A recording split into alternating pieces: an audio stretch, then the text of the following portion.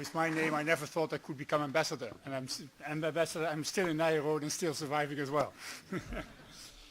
One remark, I can't escape the possibility the opportunity to say something about the energy in India, which is absolutely there. And I once discussed it with the Minister of Commerce and Industry, Minister Nath, and he told me, you know, we can do it this way. You talk in Europe about a 36-hour working week. When we talk about those hours, we talk about a working day. So this is about the energy. I have another one. When you talk about 40 hours a week, for us it is part-time. So there you are. So this is an indication of the energy that definitely is there. We are coming to a special moment, I think today, a special event today, which is the Global Sourcing and Innovation Awards. Nijrode and Tata Consulting Services and the Wall Street Journal Europe, they organized a competition among students of European business schools. And the competition was on the topic, they had to write a thesis on the topic on offshoring and innovation. And I think this competition in itself was already a success because more than 70 entries were actually received. And this, I think, is a clear indication of the relevance of the subject, but also of the motivation, and perhaps we call it now also the energy of the students, also in Europe, also at the business schools. 3 of those 70, they were shortlisted. And I give you the 3 titles. The one title, the first one was Collaborative Sourcing, Driving Globalization Through Innovation. And it was Kaushalendra. Where are you? There you are. Yeah, he was there.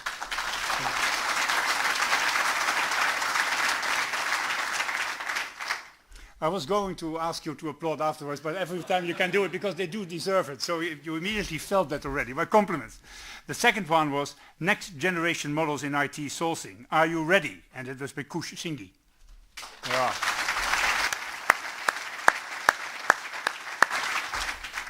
And the third one was the what, why, and how of innovation outsourcing, and that was by Amit Kapoor. Yeah.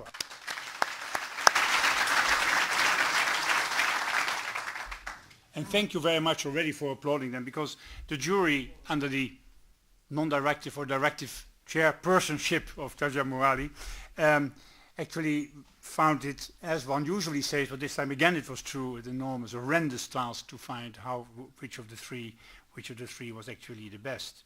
And we, I think we gave them, each of them, we had yesterday evening, they made a presentation of individually, each of them of their thesis, and I think we all gave them individually 20 grueling minutes, but they did all survive very well indeed, and my compliments for that, because the questions were definitely very much, I think, pinpointing. There were a few specialists in the jury, and they really knew what they were talking about, and they stood their man. There were no young women or girls of this time, I found, and I thought IT is also for them, but perhaps next round that will be the case. Anyhow, having said that, so we had 20 grueling minutes with them, and then we started to, and then of course we had our scoring card on which basis we were actually scoring the entries. And I give you the 7 elements on which we scored. The one was, of course, very, I give them all 7. Analytical capability, clarity of thought, ease of reading, new ideas, were they concrete with examples, and then the presentation skills and the presentation content, because the last 2, of course, are particularly in these days very, very important indeed. And all of them showed a remarkable drive, one, and secondly, a remarkable belief in the future. And we have discussed it already today also in the various form, and that was definitely true, definitely the case yesterday. All 3 therefore deserve praise, which I actually myself also bestow upon them right now. However, there can only be one winner. And even in this competition, there can be only one winner. And the jury, after having weighed all the mentioned elements, came to, I have to say, relatively easily to an unanimous conclusion. And that conclusion, what is the unanimous conclusion? One should always keep, they know that in television much better, as my brother does actually. And okay, the unanimous conclusion is Amit Kapoor. There are, with what, why and how of innovating outsourcing.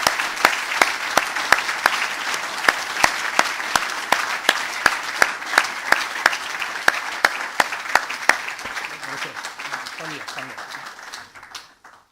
He's going to get three things. First of all, a globe. And if it's good, his name is already there. Well, they did some night work, I understand. And anyhow, otherwise it will come.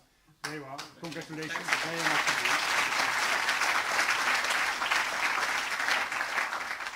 The second one is no, first check. Second one.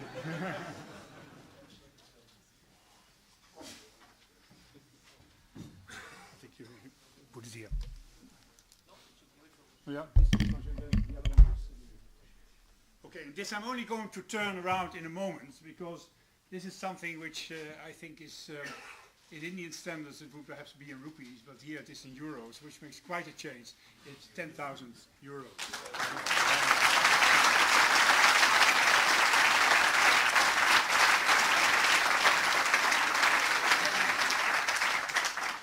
And now the third one, which I will not do, but that will be to our CEO of TCS, Girish Ramachandran, which he will say what it is, because I should not take the floor from him. So you tell what it is. The third one is essentially we also decided that we don't want to give only the money, but we also want to take him and show him all the innovation labs that we have created in India and actually do not only India but abroad as well, and then actually get him to do an internship with us. So that is the third thing that we want to offer him. Fantastic.